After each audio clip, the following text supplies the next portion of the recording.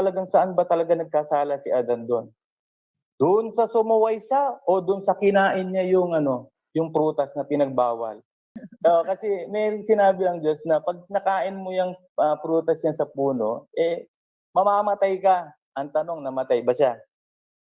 Hindi, di ba? Nabuhay pa siya ng 930. Yes.